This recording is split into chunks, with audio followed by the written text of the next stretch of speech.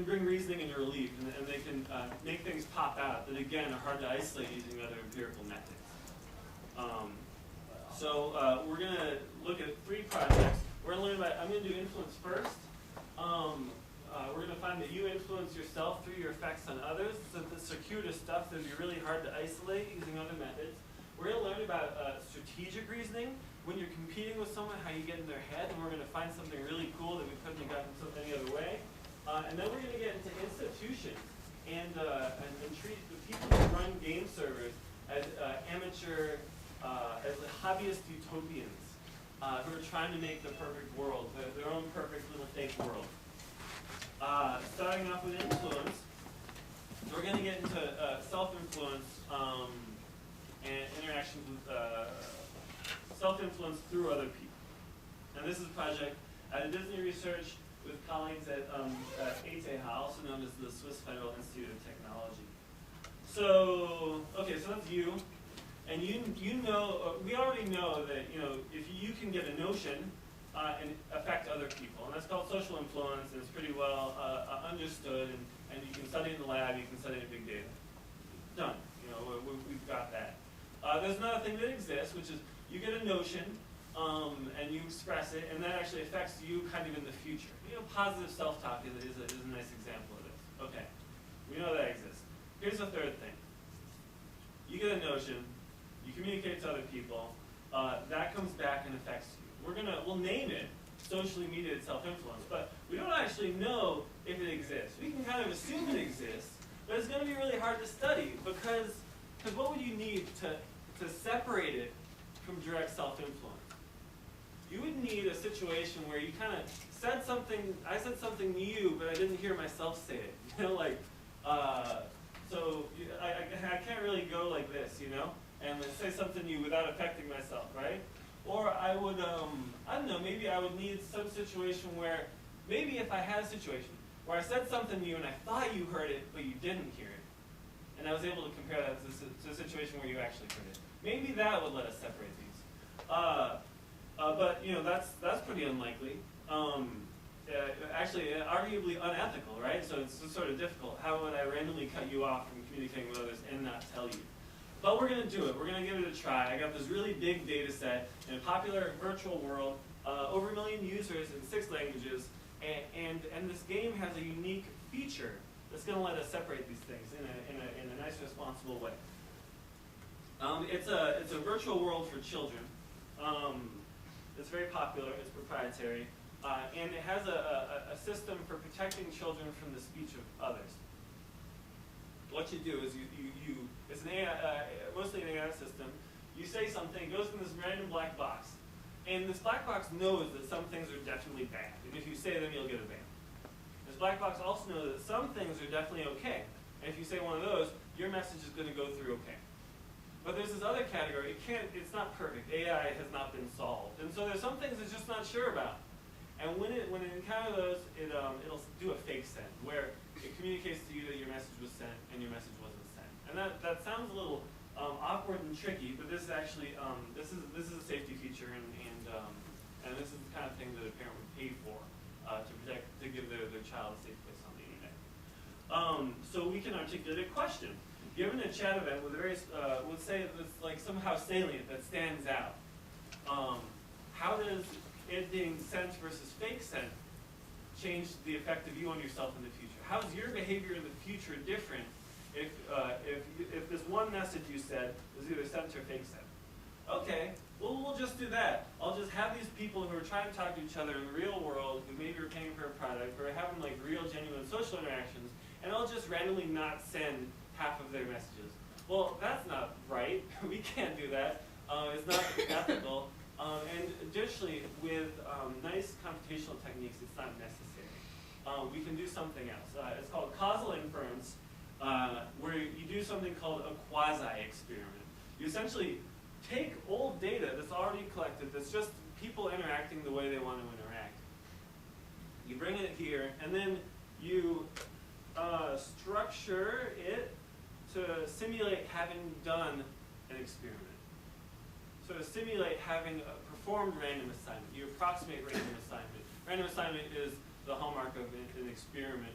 where people don't choose which condition they're in. You randomly pick which condition they're in. And that's how you get true cause. A definitely caused B. And nothing else could have caused B because nothing else influenced which condition people were in. All right, and so pass is going to be our treatment when your message got sent, and fake send is going to be our control. Your message didn't get sent. And this is how we're going to separate your direct effect on yourself from your effect on yourself through other people. And then we actually get to measure it, which is kind of cool. How strong is that? Is it really weak? Does it, okay, positive self-talk, let's say that makes you happier. What about the effect of a positive message through other people? Does that counterbalance the effect of positive self-talk? Does it amplify the effect of positive self-talk? Does it make it weaker or stronger? These are all questions, and these are important questions. It's actually, it's interesting. So it's valuable to look into. We're going to dive right into results, because we're going quick. So if you're interested in the method, you just have to talk to me more after. Okay, well, we're going to break this apart a little bit. I didn't want to say that these effects, the socially mediated self-influence, I didn't want to say, oh, this definitely happens in 15 seconds. It definitely happens in 10 minutes. So I just tried everything. I just reran my whole analysis in 15 seconds, in 30 seconds. I just doubled the time window all the way up to a half hour, just to kind of be agnostic to the time scale over which it's possible that this socially mediated self-influence might happen. So that's X. I looked at very salient events of negative speech. I sort of took those as an event, and also positive. And then this is the effect in the number of messages per minute that you yourself emit after having performed this like salient positive or negative event. And what we find is that I'm going to call it about 30 seconds. On the 30-second time scale, the effect of your peers, the influence of your peers on the effect of you on yourself causes you to perform more activity. It's a little convoluted, but what we're showing at the end of the day is socially mediated self-influence exists, and it seems to amplify the effects of your own direct influence on yourself. Now, if socially mediated self-influence exists, that means that A, I affect you, and B, you affect me. So let's just break that apart, make sure that we were sane. This is not a real experiment, right? So we need to do a lot of sanity checks to make sure we're being responsible. This is real causal inference. Did a lot of robustness checks. I'm just going to show you one. I'm going to show you that we also do find that this first thing exists, the direct self-influence. I'm measuring in a slightly different way. You also affect others. And once again, negative influence is much stronger than positive influence, and it's occurring on these shorter time scales, this 15 to 30 seconds. Yeah, question. Do you have any good explanation why it's asymmetric between negative and positive? Oh, it's asymmetric? This is actually a pretty established result. Negative events are more rare and more influential. It could be, it's very possibly some kind of flame war thing happening. That would be a kind of social explanation.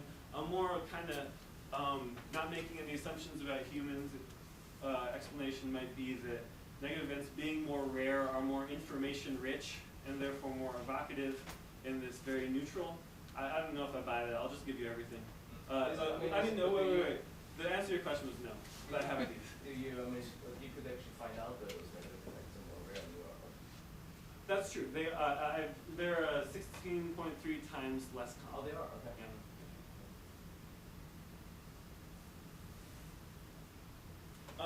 Okay, yeah, so we're already at the takeaway of this first project. This first example of using a large online game data set to gain insight into human social reasoning. Your peers do modulate the effect of your statements on yourself, particularly in the case of negative ones. So, that was kind of quick. We'll just take a big breather. Well, we use large online game data to understand social influence. Now we're going to get into strategic behavior. So these were people who want to be friends, they're getting along. Now we're going to get into this other thing where people are competing, where they're after each other.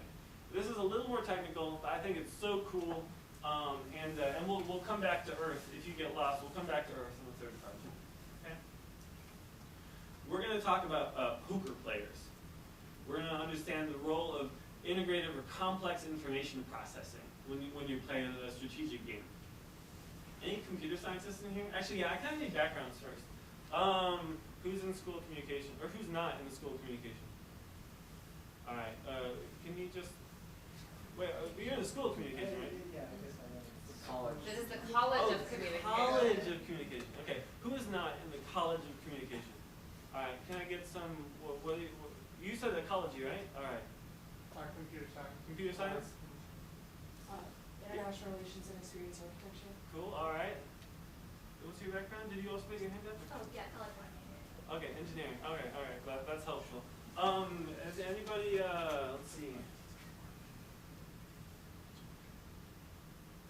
Just trying to guess.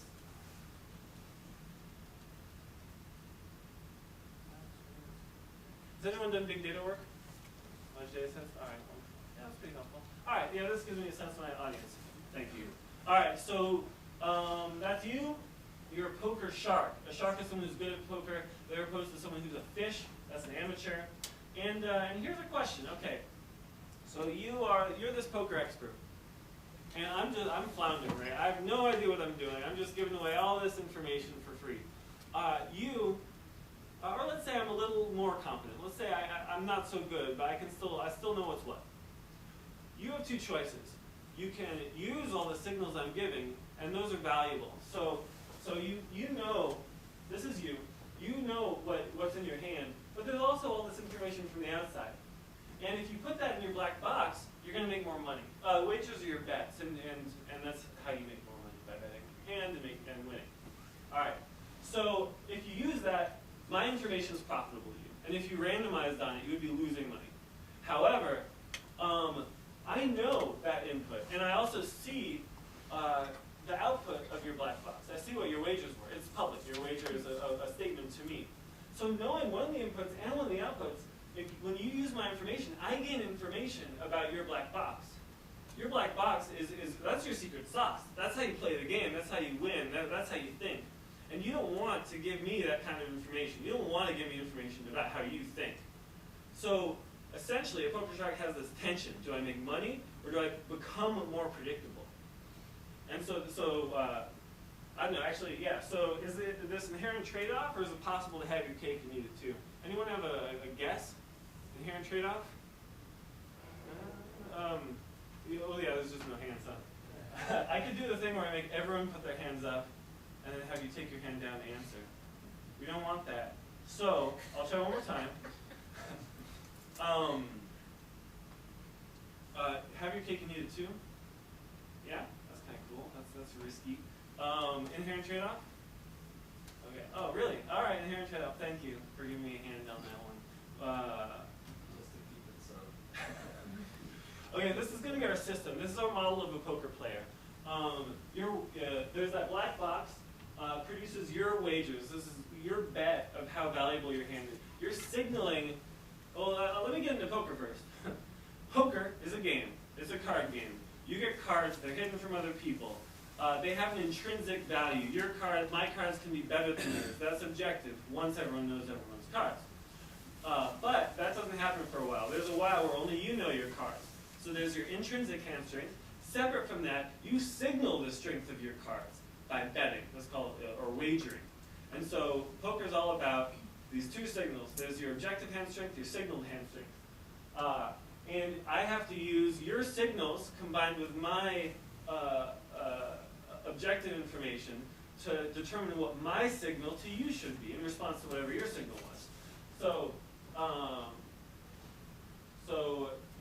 your signal is a function of your cards, private information, and public information, my wagers. All right. We're just going to look at two-player games. It's easier that way. And I'm going to pretend nothing else exists. In poker, let's see. I don't have to get into bluffing. Well, no, bluffing is kind of valuable. All you need to know is there's a version of poker called Texas Hold'em. There's lots of versions of poker. Texas Hold'em's special because every single way of it is different from all the other versions of poker.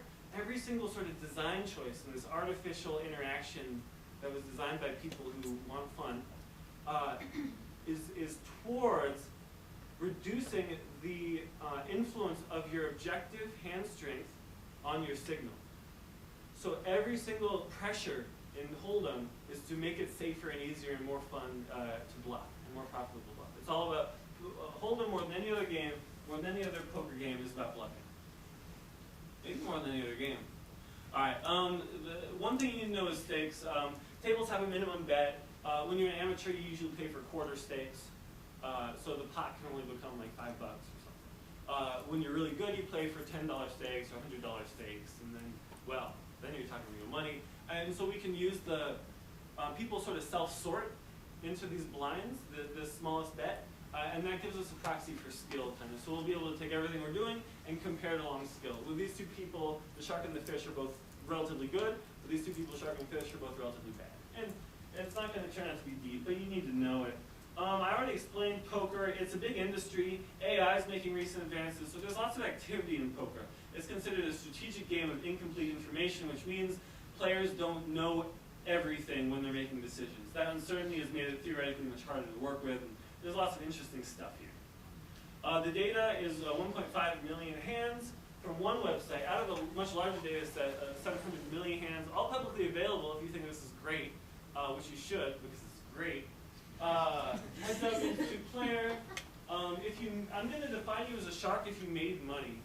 It turns out only 10% of players make money, or 90% lose money. So that's sort of a behavioral measure of goodness. With its problems.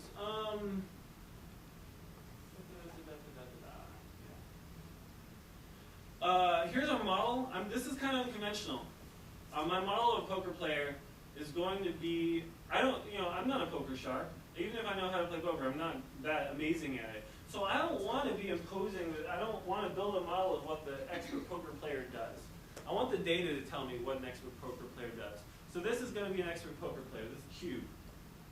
What I'm going to do, I'm going to take all the instances of these two inputs going to an output and call them either small or big or nothing, or unknown, weak, or strong. So this is called discretizing a continuous signal. We're going to put it in these bins. You know histogram, like a probability histogram. This is a high-dimensional probability distribution. And it's also a model because it's an if statement. Input, input, output. So let's see. If your hand is strong, okay, so now we're looking at this slice, and my wager was small, this slice, then the probability of your wager is going to be X, Y, and Z. Like, the probability of you wagering big, for example, is going to be some number. So that's how we're going to work with that. And this is an example, just to step back a little bit, where we're using the data as the model. Normally, this is not data as model. This is, here's some data, we're going to fit a line to it, we're going to fit a statistical model to it. But information theory gives you a different way of dealing with data, where instead your representation of those dots, this dot line, is this. It's this grid, and your representation of this function is the number of dots in every grid cell. And this turns out this is a very, very, very, very general way of representing functions. It can represent any function with arbitrary accuracy, with infinite data, and thereby imposes no statistical assumptions. I only want to use behavioral assumptions, that people who are good are better than people who are bad, that people are motivated to win money. I only want behavioral assumptions. I don't want any statistical assumptions, because you shouldn't have to understand the system before you can start to understand the system. There's some really weird interactions here. There's an interaction between the amplitude of the sine and the value of x. Do I need to know that that exists in my system before I start to study my system? In linear model, you have to justify specific interaction terms. You have to really justify this weird interaction. You can't just throw everything in. But with data-driven approaches, you don't have to. They'll just pop out.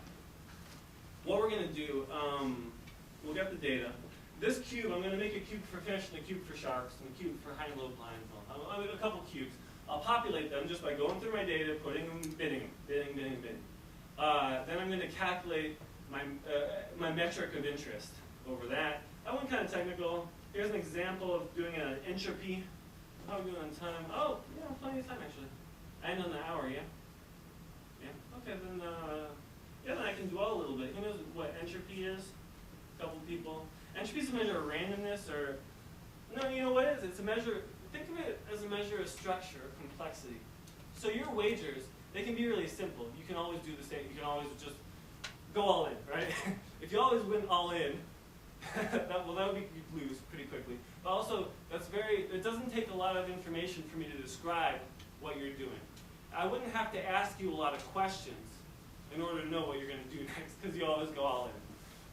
On the other hand, if you were always random, then I'd have then it would take me more questions. I'd have to ask you more questions about what you're going to do next to see what you're going to guess what you're going to do next, or to know what you're going to do next. Entropy captures that. It puts a number to the number of yes or no questions I would have to ask you to know what you're going to do next. Okay, it's pretty cool. So let me just, I'm going to do hands again. There's people who are good at poker. There's people who are bad at poker. Who do you think it would take more yes or no questions to figure out what they're going to do next? Kind of, who's more unpredictable in their wagers? On the one hand, well, fish are kind of noisier, but they're just not as good, so maybe they're more random. On the other hand, maybe sharks are better at obscuring what they're going to do next, so maybe they have higher entropy. Any guesses? You got a hint. I would guess that the good people are hard to predict. The good people are hard to predict. All right. Does anyone think the opposite? Yeah? Are you just being nice to give me a computing? No, I think so. Are you okay? All right. So we're going to see blood. All right. I'm going to unpack this picture. These are the blinds, quarter stakes, $10 stakes. This is skill. If you see a red bar, that's sharks. If you see a blue bar, that's fish. And whoa, there's no difference, actually. So we know sharks and fish are different because some people systematically make money. Other people systematically lose money. Poker is not a game of chance. And yet, there's no difference in the wagers. And actually, when you look at a couple other things, these are right on top of each other. This is crazy. There's just no difference between sharks and fish. Maybe it's that Hold'em is a very low signal, high noise game. So there's just not that much information to work with in a given thing. So whatever the difference is between sharks and fish, it's somewhere else. All right, and now we're going to get crazy. This is a method called partial information decomposition. That's a bunch of jargon. Here's what I'm going to do. If you've heard of mutual information? Okay. So I'm going to talk to you, and whoever just said yes. Mutual information gives you a general correlation. This method gives you a generalized interaction term. All right. Now, okay. Now, hopefully everyone else closed their ears. Now you can open your ears. What I'm going to say to you is that there's this magical method. Thank you. There's this number I can put to how much you're mixing two pieces of.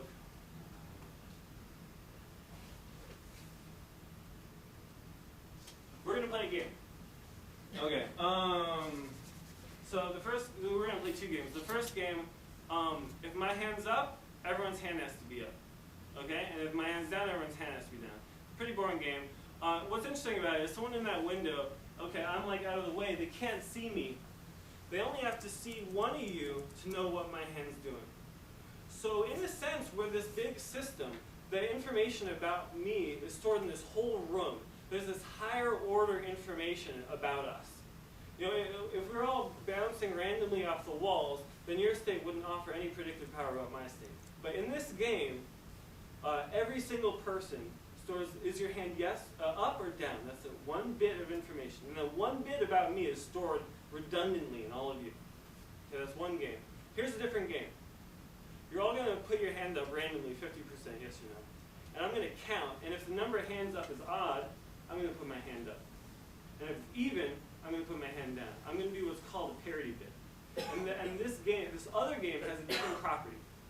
That person peeking in the window, they still can't see me. They would have to see every single one of you to know my state. So that one bit, once again, is stored in the whole room.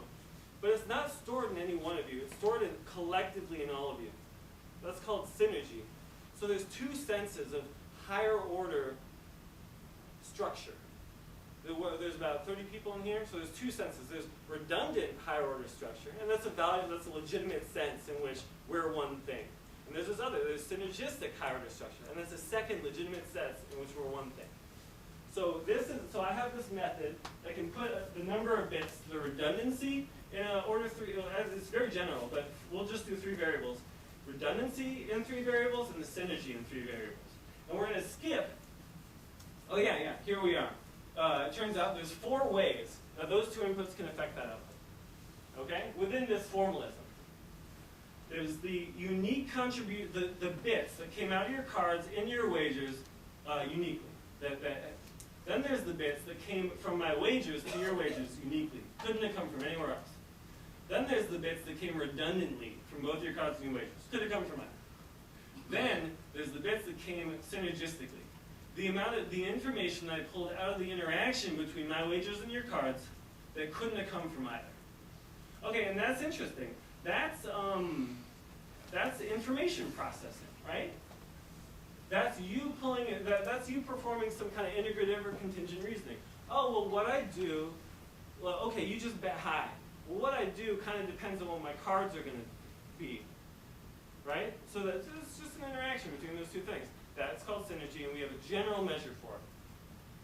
That's great, and we can use it to go back to this puzzle. It turns out, oh, I have to give you the answer. Poker sharks can take information from you without giving any back. They can take your money without becoming more predictable. And the key's in the synergy. It turns out synergy is higher among sharks. So fish have to be higher in something. Fish are higher in the unique information from the wagers. So fish are kind of unduly influenced, uncritically, in their wagers by my wagers, without any processing. They're just taking bits straight from one to the other. Taking information straight from one to the other. Okay, so what does synergy mean? Like, what does this have to do with our puzzle? So here's one system where we're ignoring the cards. I saw you. Okay, you. No. I saw your wagers and I saw my wager. It was all public information. And knowing that, I can reverse engineer the black box. Okay, that's one system. Here's a second system. You use your cards and use my wagers, but you don't mix the information up. So once again, I can figure out how the black box works because I saw the input, I saw the output, so I can figure out what's in the middle. Here's the third system. This is an integrative calculation where the black box mixes up your cards and my wagers before producing your wager. Okay, in that case, because of the mixing, because of this integration, I need to see your cards in addition to my wagers and your wagers to figure out how the black box works. Okay? So in this sense, synergy means encryption, public key encryption, where your cards are the private key. I'll unpack that for everyone else. So in the box, I need to know all three pieces of information. That was the sentence I just said. And that means to learn how you use my wagers, I need to know your cards. And your cards are hidden, right? They're private. I can't see them. Which means you can use the information in your cards to obscure for me how my wagers got used. You just hid it, and that was kind of interesting. So that I just described the kind of encryption system that runs the internet. And this is the sense in which sharks can have their cake and eat it too. Raise your hand if you follow what I just said at all. Yeah? Okay. Yeah, sort of? Yeah. How about sort of? Vaguely-ish? All right, I'll take that. It's good enough. This is a tough one. We'll go to the third, and we'll surface again. And then so that's sort of the takeaway.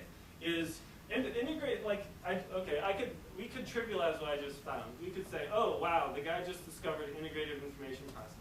We already know people are smart. We already know people perform contingent reasoning, that what you do with this kind of depends on that. So that's not the hugest surprise in the world. What's interesting is that integrative information processing, when you put it in a strategic game with incomplete information, suddenly this familiar thing can function as encryption. So let's say the way you beat me wasn't just because you're better at mixing information and making better choices.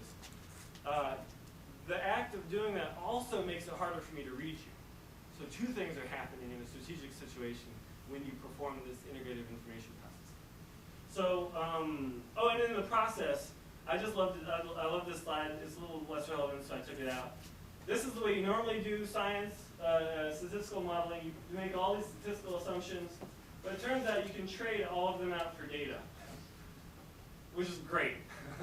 And especially if you have, 700 million hands. So now we're at a checkpoint. Once again, we'll do the greeter. I saw a hand. Yeah, I just wanted to ask if you have thought about other situations in the world that have these similar properties. Well, I mean, the class of strategic games with incomplete information is very large. I'm not saying encryption is performed in all of them. This is more of an existence proof. And I think that's the opportunity that large-scale games provide if you want to make general claims. Which is, well, this exists.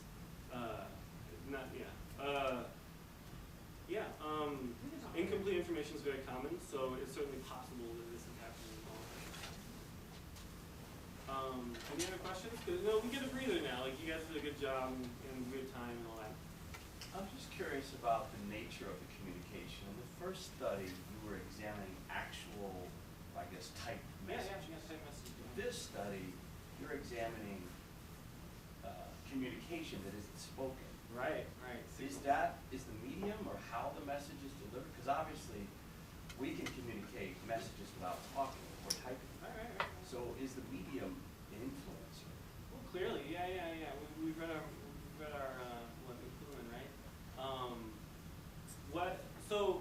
So I'll answer that in. I guess more I'm specifically, gonna what turn your role does question. that have? Yeah, What's in your that? interpretation. Okay, yeah. So I love as a kind of slightly shameless quantitative guy. I love my numbers and my quantification and all that stuff. And so I love artificial environments that make humans become simpler, so I can put numbers on them. And what's great about games is that it's quantifiable, which is nice for me. But that doesn't mean your emotional connection with another person in this fake environment is less real. You know, you're just as pissed that you lost a couple $1,000, and it's clear to you that person's pissed that they just lost tons of money without any speech.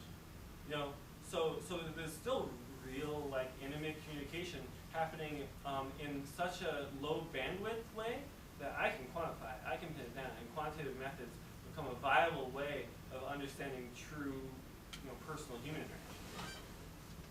And I think there's an opportunity for quantitative methods to complement, and tell the kind of stories that qualitative methods that we usually lean on qualitative. Have you attempted the poker data with any more signals in place other than just their wagers, your cards? Yeah, for example, their cards. Well, that means adding a dimension, which is really hard, and I'd love to, and it's a research frontier. I want to, and I probably should, and that's in the future. Because one of the big things is, like, for more experienced poker players, their position on the table based on the blinds is significant. Yeah. And that wouldn't show up as strongly with the fish as it do with the sharks. Sure. And Poker Stars is one that also shows nationality and devices you're using. Oh, interesting. And the U.S., in the U.S. for the last 4 years now, you can't play on Poker Star for real money. Yeah, this is 2009 data. Yeah, and so it's also, it shows that each region also bets differently. Right. That European Texas Hold'em players are considered to be more aggressive than North Americans, and so that's another way that there's these conflicts that would be occurring just based on these simple things that may help us see how impactful things like wagers actually are, as opposed to just the fact that I'm betting under the gun. So unless I have something really strong, under the gun is the first one to bet, which means everyone bets after you. Yeah. That if I'm betting then, it most likely means I'm either going to be bluffing something or I have a really good hand. Because otherwise, you don't bet under the gun with a weak hand usually. So I'm going to take what you said in two different directions. One is that there's lots more interesting questions here, and I agree with you completely. Another is that all this context breaks the result, and I actually published this with a shark. He was like top 10,000 online. So good, like making money. He was just living for a while before he went into a PhD. And I ran lots of sanity checks, and he inspired a lot of robustness checks. For example, we also ran on Absolute Poker and reproduced the result on a different poker vendor. And reproducing across blinds is actually sort of a nice sanity check. The fact that this is consistent for experts and amateurs, and I controlled for player order. Actually, you get this even if you don't look at the second play. If you even if you pretend that I got your inputs before you, even if we pretend that I know your wager before you produced it. Okay. This still works. Basically, even if I treat the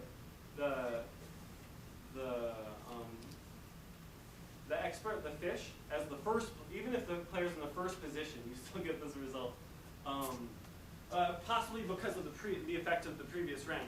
Hands are not totally independent from each other. But I treated them as independent. So, so we looked into it a lot. I mean, I'm not saying this is perfect, but we definitely tried to control for that. It's nice to hear. It's nice to hear real questions though, like from someone who actually knows poker, which is great. So we just did strategic behavior. We also did social influence. Now we're going to go completely different. What can we learn about governance, about how to run a social system? And so people who go online are amateur, people who run online communities are amateur society designers. And they deal with a problem that's familiar with us. I'm going to go super dramatic and say that some of the world's biggest problems are all secretly the same problem. These are all examples of the tragedy of the commons, where individual incentives drive dangerous collective behaviors as a result of a couple of properties of the nature of that resource. And that would, it's a really hard problem.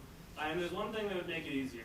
It would be a lot easier to solve this problem if we could just take the Earth, double it, and then change one thing. It would just be like, it would be so much easier. Then we could solve like all these global problems. That would be nice. Now we don't have that, but we do have online designer societies, people who go online and face miniature tragedy of the commons, slightly more mundane ones, but still formally the same as the big problem. And we have lots of data about them and lots of instances of this doing them. And they face similar problems.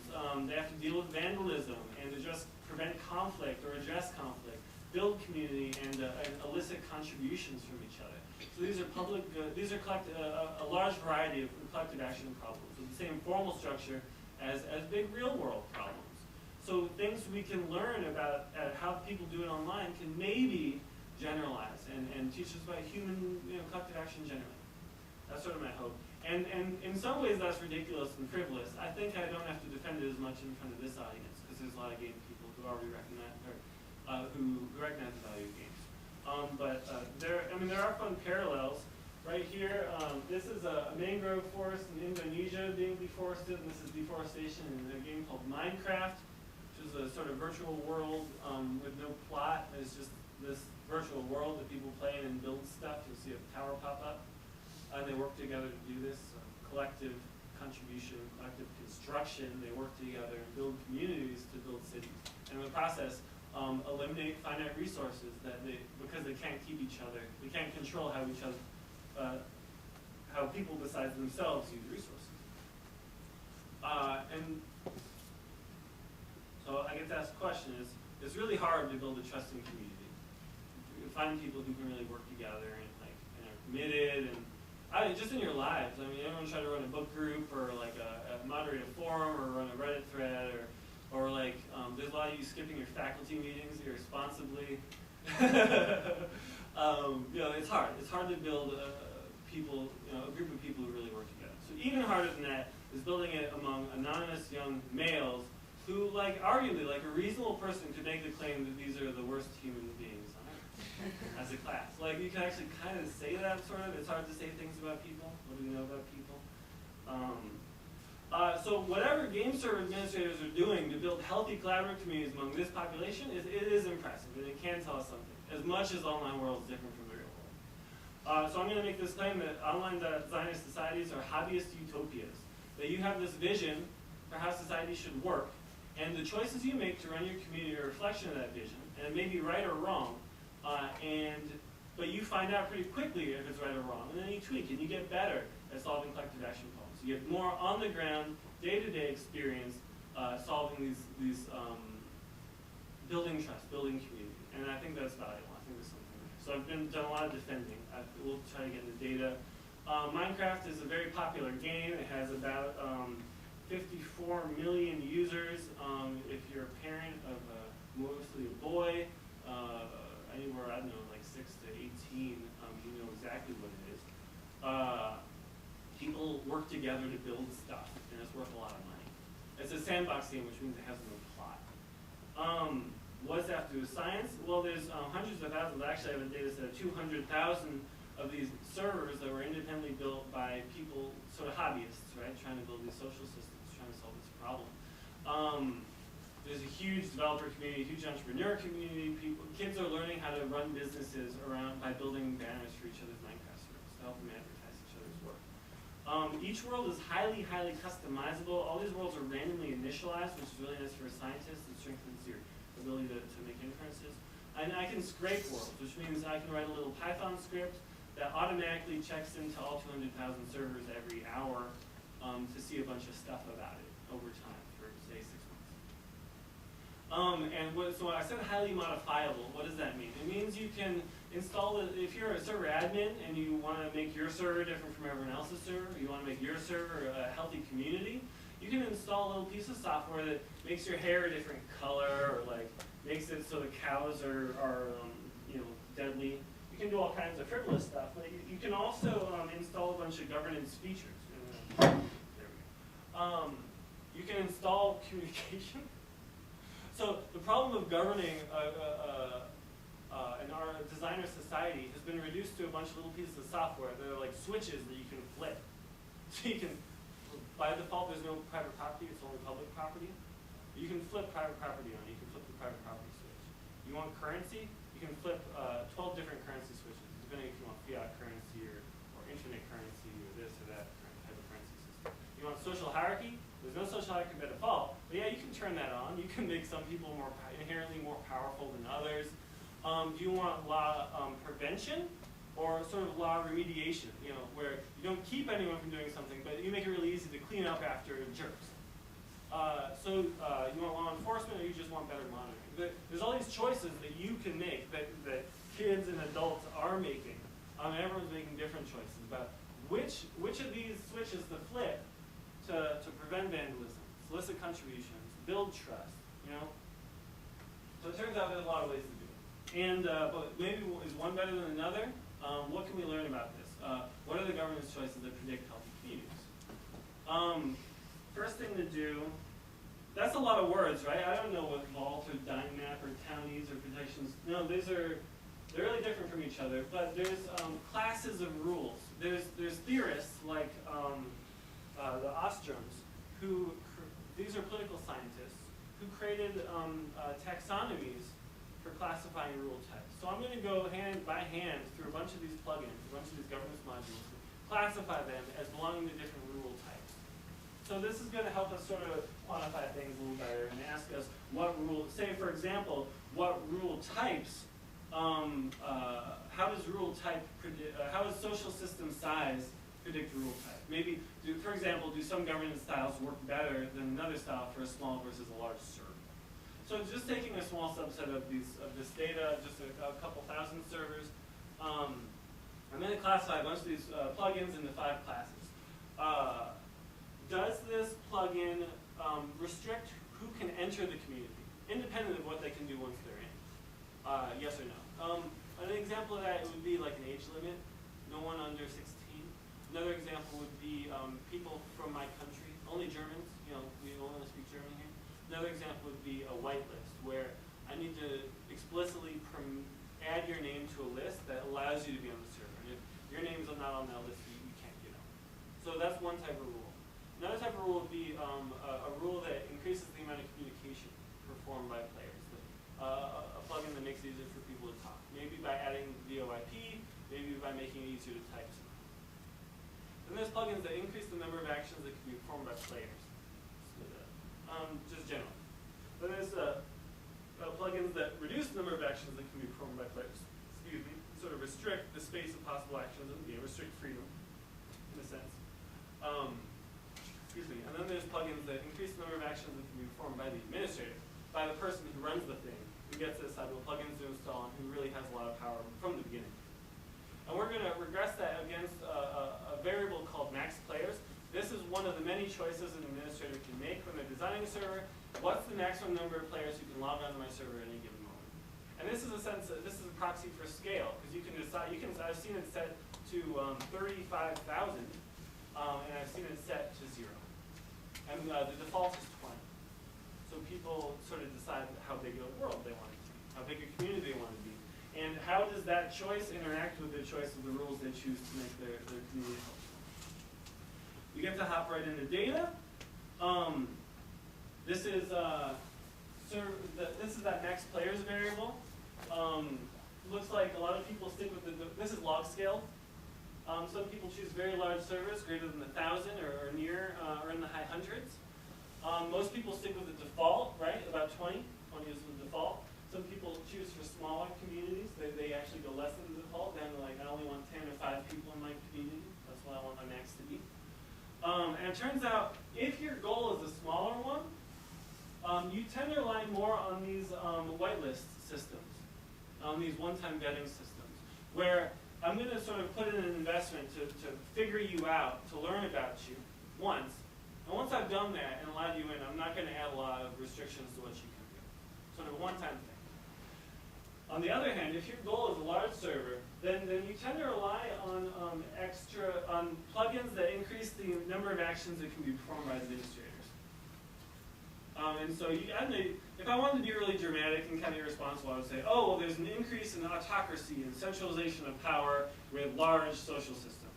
I'm putting it that way just to like crystallize a little bit. I can't say I believe that. And it's much more complicated because there can't really be tyranny because all these servers are competing with each other for users. And there's some anarcho-capitalist theories that utopia would be a market for tyrants that would check on the use of power, which is silly and crazy. And pretty fun that has any relevance at all to what we're doing, because that's philosophy. And we used to just argue about it, but now there's actually data we can speak to. So yeah, that's our takeaway is young people, well, they think they're pissing off their parents and avoiding their homework and screwing around, but actually they're learning to solve collective action problems voluntarily, without their parents making them do it. They're being hobbyist political theorists, and their choices, because we have all these independent instantiations of randomly initialized independent worlds, taking the Earth, doubling it, changing one thing. We have that type of thing. We can take questions we used to argue about, that used to be philosophy, and make them into science, pin them down. I have time. I can show you some videos. So we did some other things. I didn't get all the data I wanted from that 200,000. I don't get very rich data. I can test some measures of a healthy community, but there's others that I really want. And in the process, what if we could provide the same tools that real professional game companies get to analyze how much money they're making? What if I could provide the same tools to these admins to help them build healthier communities? So with my colleagues, we developed something called HeapCraft. It's a suite of plugins that can help admins. The admins can install to collect data and analyze it very quickly and easily with lots of friendly interactive visualizations. And there's also a bunch of researcher-facing plugins that makes it easier for scientists to do science on Minecraft.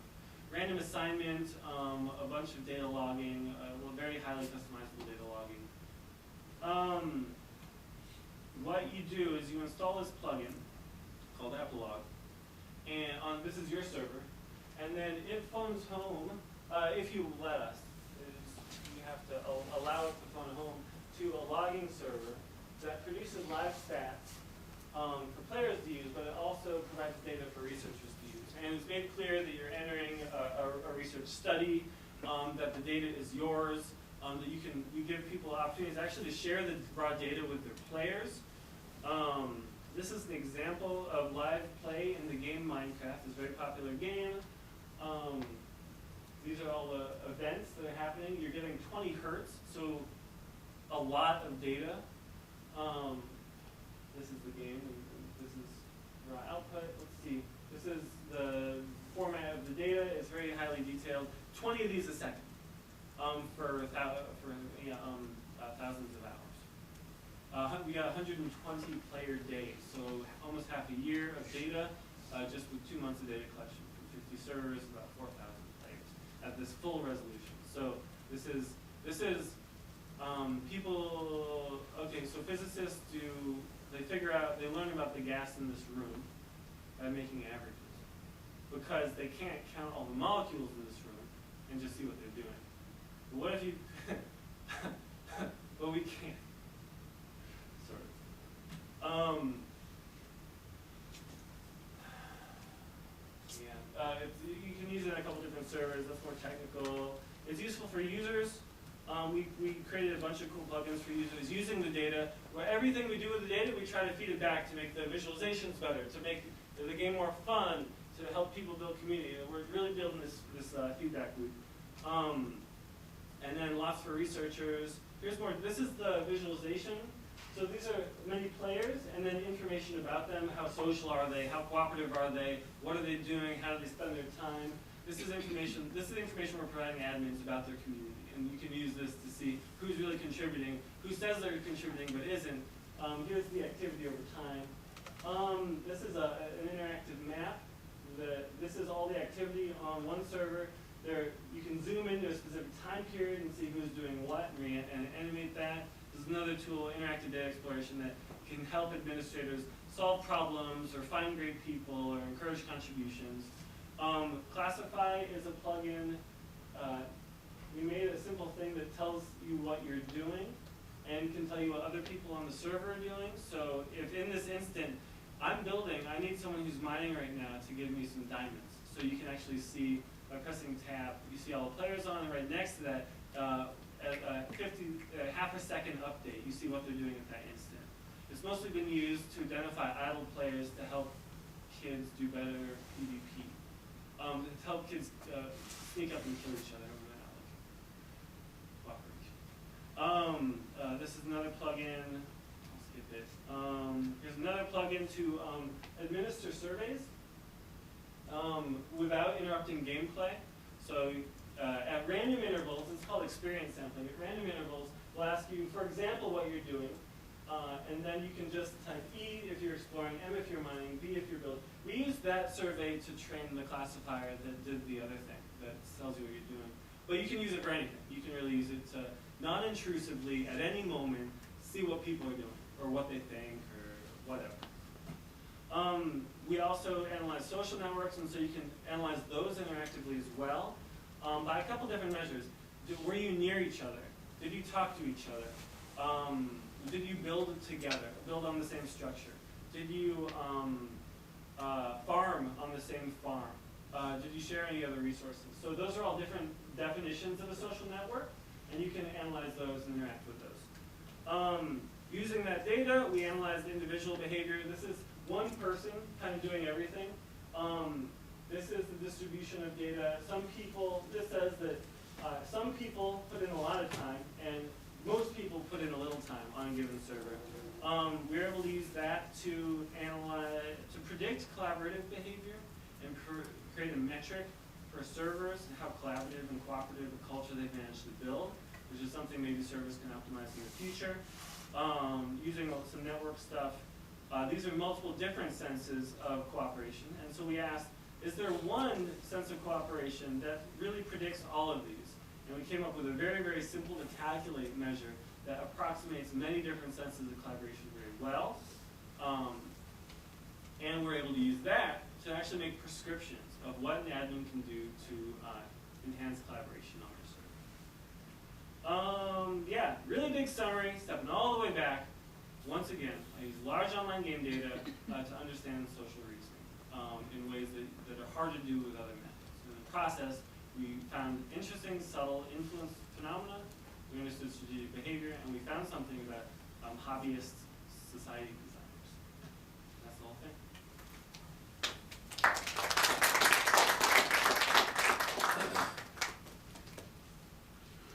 Do you actually have data about the demographics of the Minecraft users? Because I know one of the challenges in Minecraft has been that when they do like surveys online, they get relatively small numbers, and it's almost predominantly men. But there's some evidence that actually there's more women playing Minecraft than men. And in particular, I'm concerned about people who are creating communities, because the act of creating a community is actually something that women are more likely to do. They try to create protected spaces for themselves. And so we've seen that in the online communities world a lot. And I'm wondering if you have demographic data about who's actually creating these worlds, and whether, and to what extent it reflects the larger population, and whether that larger population is actually the young white males that you're claiming was. Yeah, the survey is not just showing skewed gender. I'm seeing like 85% in survey. It's also showing much older population, showing that the median age is 19. And I think that's definitely a product of selection bias in the survey method. And that's the only demographic data I have, is other people's surveys. I'm actually really apprehensive. I mean, okay, from one perspective, this is a project I'm very excited about that I think is very cool.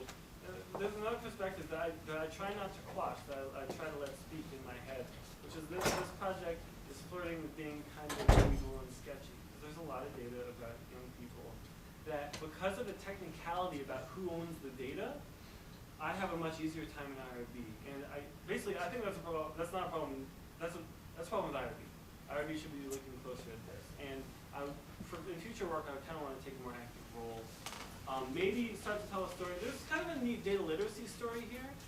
If it's admins owning the data who are themselves are young people, suddenly they're in the role of power and experiencing sort of both sides of the power of data, right? Being kind of victim of data collection, but also being the person using it.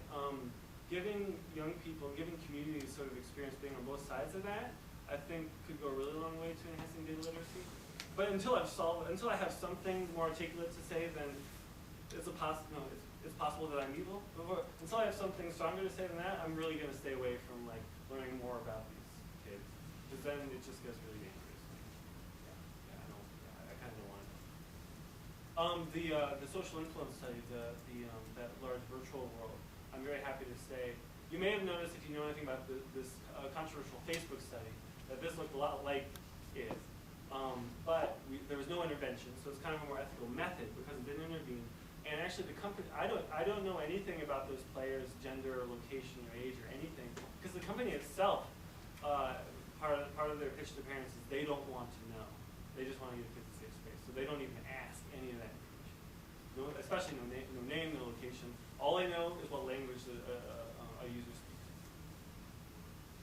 Did that answer your question? Yeah, it answered that you don't have data. Right, okay, yeah, that was a really long way of saying no. And that you're not sure you really want the data, which is also an interesting point. So I like this idea of creating a couple of clones of planet Earth. In the current presidential debates, I've often wondered whether a planet might be available to move to.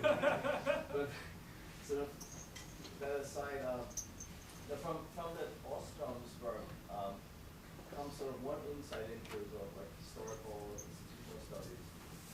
One of the things they find over and over and over again is there's not just one solution to specific outcomes, right? There's typically what they call finality, so that there's different types of institutional arrangements can lead to similar outcomes. At the workshop, they call it institutional diversity, and I think that's a really big potential message of this work for the political science community or for the Austrian community.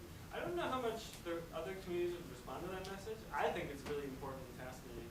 If there's another community that kind of needs to hear it, let me know, because I'd be happy to play it up. I think it's definitely there, because people do not, as much copying as there is of people's strategies, you never see the same thing twice again.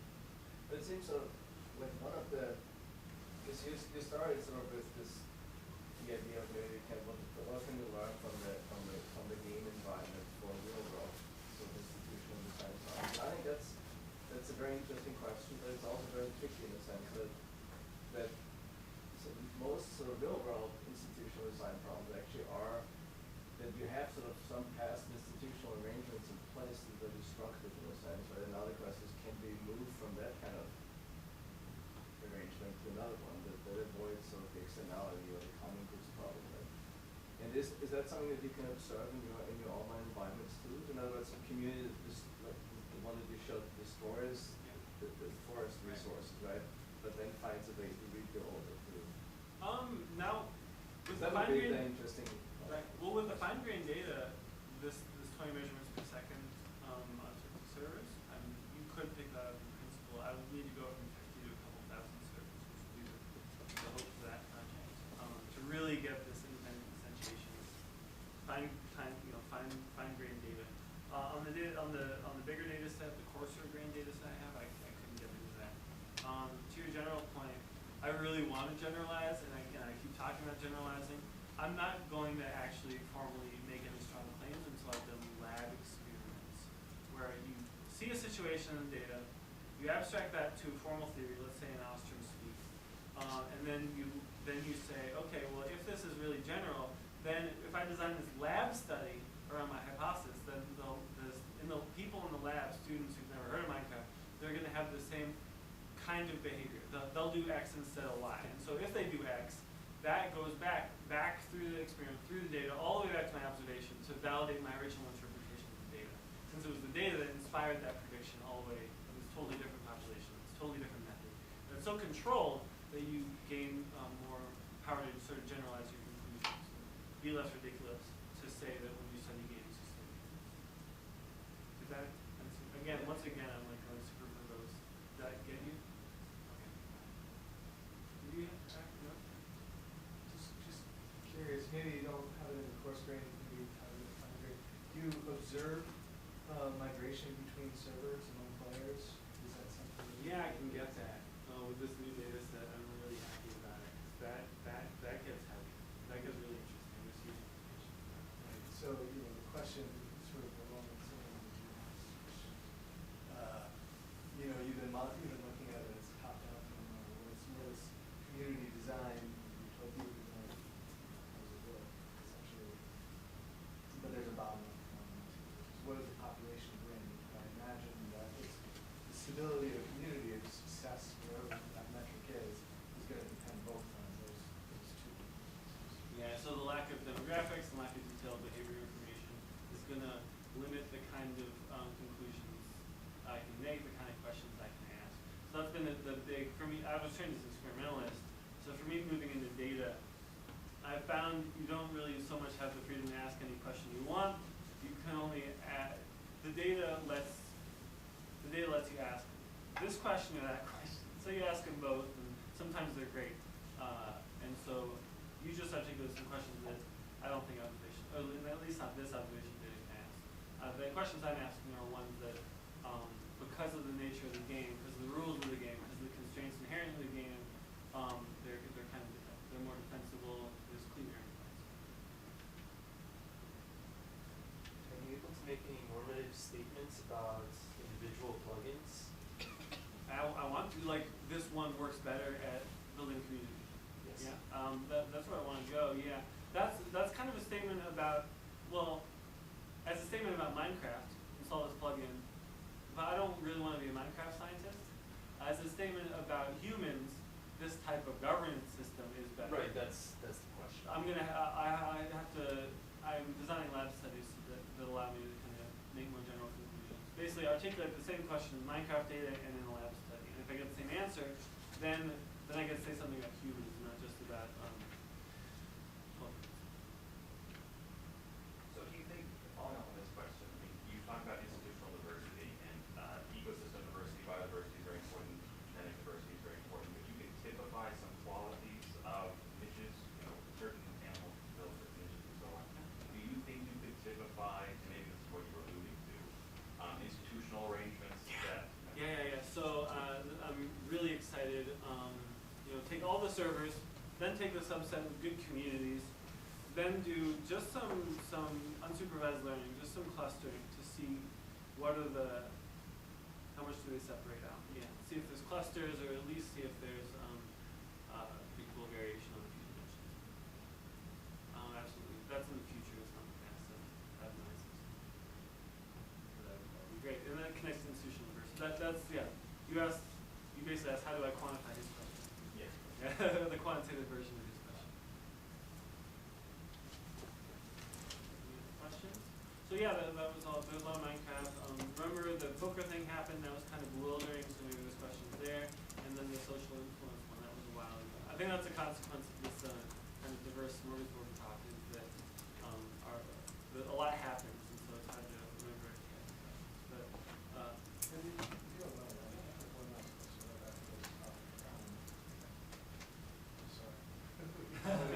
Lunch should be here, of course. I'm going to ask one last question. So, in the fake send messages, I don't think this influences your results at all, but it seems like there's a good possibility there's a qualitative difference between fake send messages. I didn't go on this, but you're getting so you're wrong when you say you don't think this should affect my results. All the information I gave you, it should very much affect my results. Fake sum is not random. It's not random assignment. So how could I possibly justify my conclusion that this gives me an experiment, like a fake experiment group that allows me to do this? So that's No. So we did a method. So there's matching methods, and they're a method for correcting. What they do is they correct for the selection bias inherent in observational data. They try to correct for it in a way, and that's what I mean by simulating having done an experience. So what you do, here's what you do. Every single chat statement is going to have, I didn't do this, but we'll say like 100 different descriptors, 100 different properties. Every single event has just a ton of properties. It was made with the left side of your mouth instead of the right side of your mouth. It was about this. It was made by this type of person. It was made at this time. It was made in this place. It was made on this type of server, in this language. It's just a bunch of properties of every single chat. Okay? And then what I'm going to do, I'm going to take a single event that was sent. I'm going to go through my entire data set, 300 million chats, and find another statement that's exactly like that one on every single dimension, except it wasn't sent. That's called matching. So you take every single treatment observation and you find a control observation that matches it as much as possible in every observation. And that's how you control for the bias in observational data to do this causal inference. So pretend you didn't experience how it was possible. Because there's so much data. So did you do one-to-one matching? Did you do? I did coarsened exact matching with a couple of refinements, thanks to my colleague Carsten Madone. He's this physicist who got into political science and has gotten these basically temporal refinements of matching. That, and then, what causal estimate will you actually estimate in that case? Because when you have observational data, causal estimates are no longer singly defined. You have the causal effect of the treatment on the treated versus the causal effect of the treatment on the control, which might be different for different types of people. So which one will you estimate? Absolutely. That's all true. Repeat your question. Which of the causal effects were you estimating? The effect on the treatment? So we're basically, you were looking at the effect on the fake sent messages or the causal effect of the non-fake sent messages? The effect of causal effect can be different sizes, or depending on how you. Right, and that complicated our measure of how how strong is social media self-influence. And so controlling for this fact that the control event also has an effect on the population.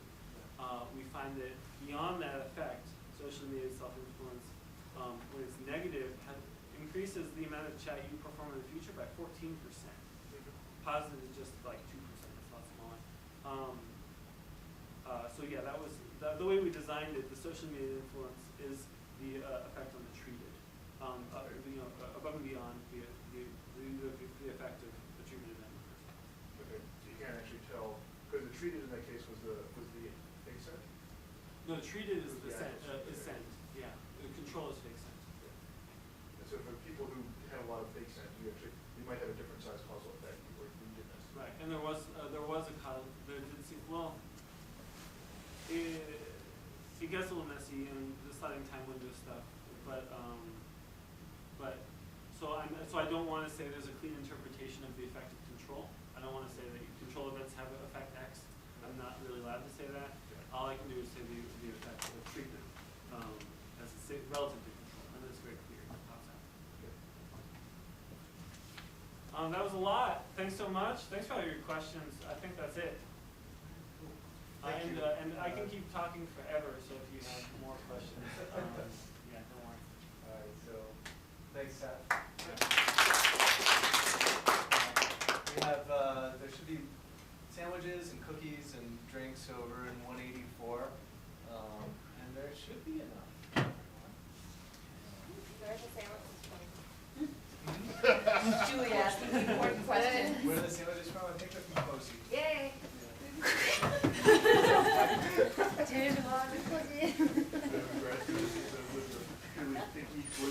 know. Come on. Students. Yes. 84, okay. Yeah. Yeah, I have a meeting, I'm just gonna. Oh. Take the window up, yeah. Because then I'm gonna go to another meeting and then I'm gonna be really hungry, so I might as well just get this kind of. Where am I going? I should go. Well, if you want that before 6. Another conspiracy theory